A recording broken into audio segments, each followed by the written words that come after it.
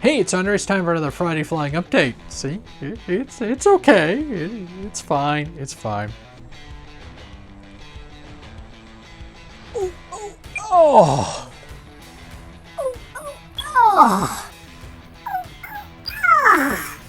oh, man! I think I might have killed my little UMX.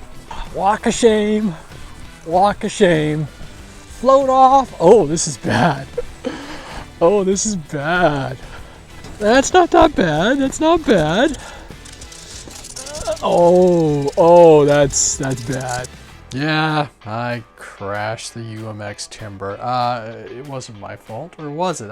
Who knows? The second time on that post, which was really funny and not funny at the same time because it was my UMX timber, which I really like. So far it looks like the glue repairs. I used foam tack and I'm not 100% sure it's the right foam or right glue for this kind of foam. So we'll see. I'm noticing a few little things like I gotta re-secure the elevator and go through it and do a full mechanical check, but it seems like it's just a minor bump.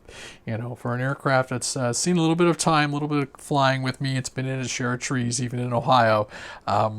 It'll be okay. You know, a nice character, I guess, right? But, well, it's a Friday Flying update, and it's been quite the week. Kind of just going through projects and everything and just seeing where I'm going and everything. And the weekend, I don't know for, well, first off, everybody who watched all those videos I've been pushing out, thanks, awesome. If you were paying attention, you would have noticed that cameras changed throughout the weekend, and I was having a huge amount of issues with my trusty GoPro Hero 7.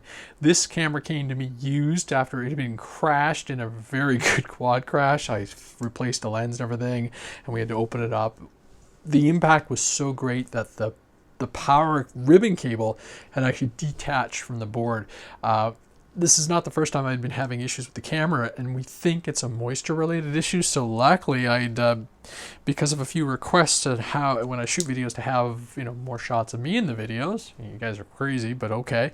I had my 5 with me, and luckily I picked that up and noticed that this one was true. It was down. I had my audio recording and I had enough action cams going on the various projects, particularly the Tundra, that I was able to fill in all the gaps and voids and still make those videos. Because even though this is all fun, it's rather frustrating when you know, do a shoot and all this and you lose footage, because then it's like, well, how do I fix the narrative and everything? How do I fix the story without losing the story?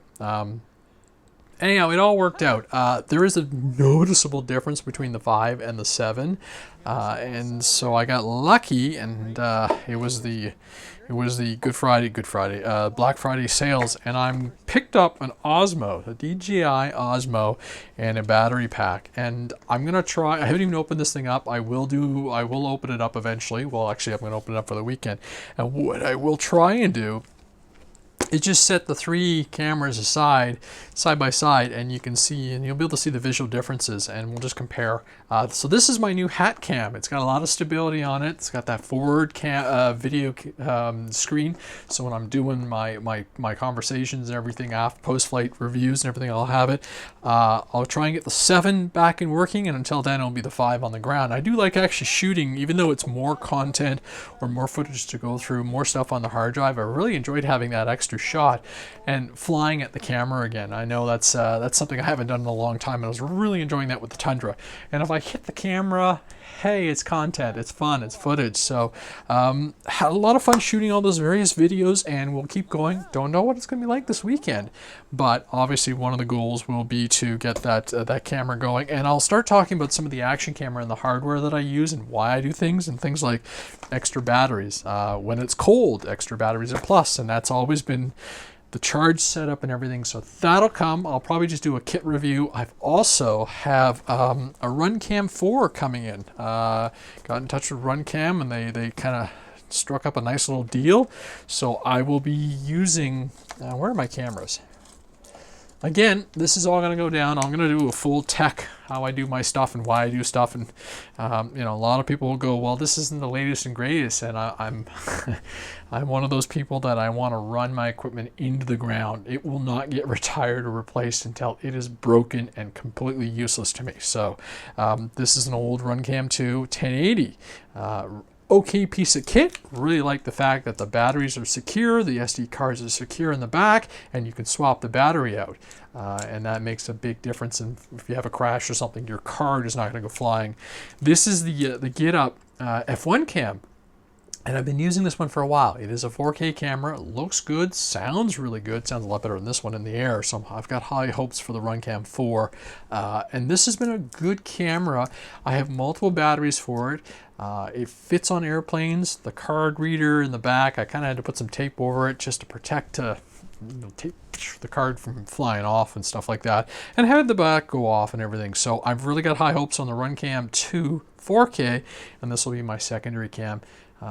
Because depending on the size of the airplane, if it can take the weight, I'll load it up with 2 cameras just to get those extra shots and then really condense.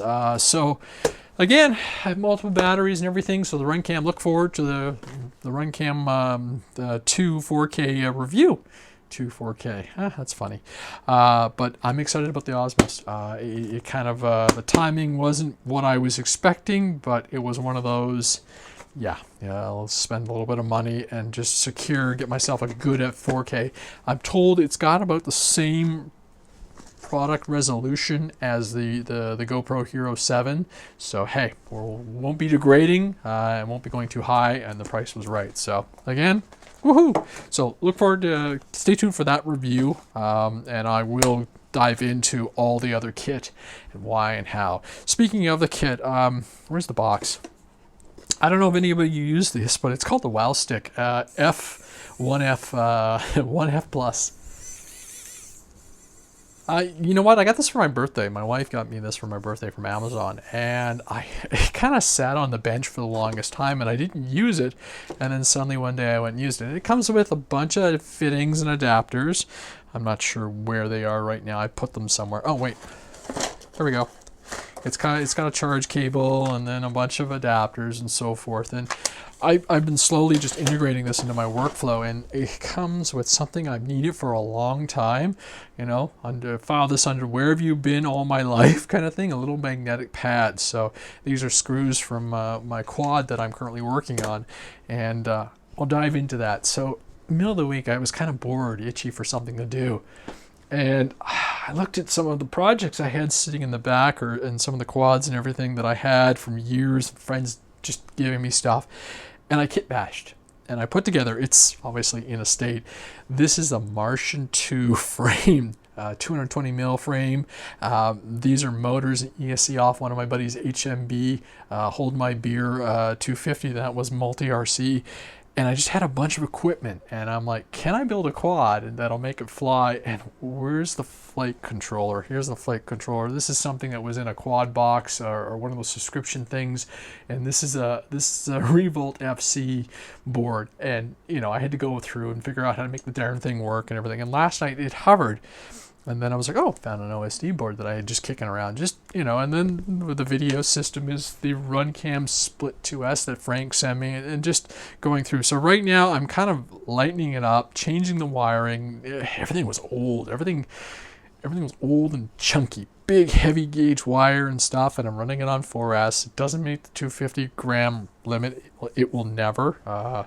It's just too big compared to this little guy, which is, again, really old tech at this point, but it still flies and does the job. So I'm going to use the stuff, especially this.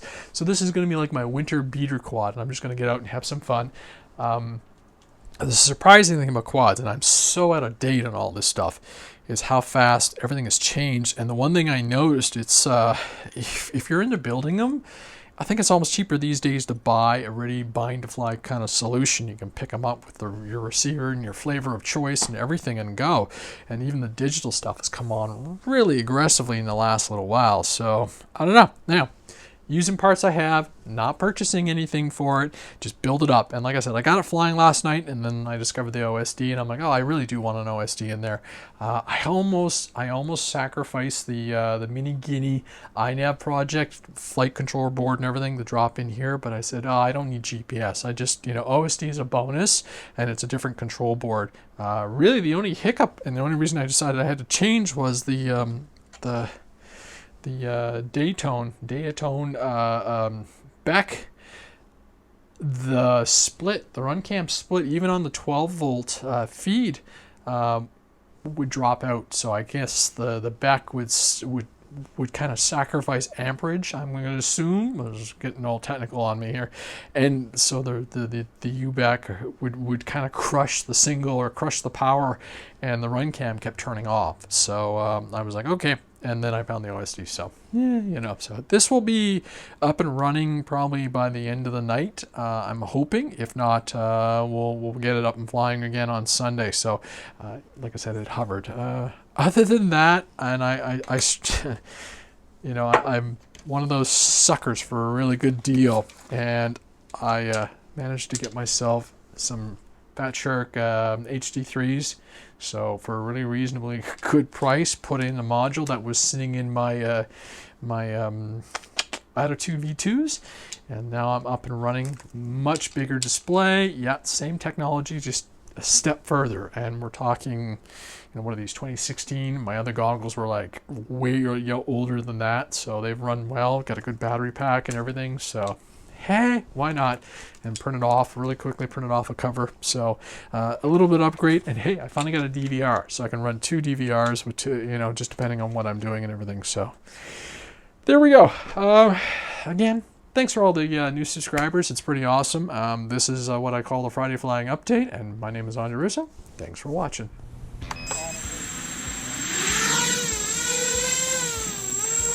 All right, moving over into the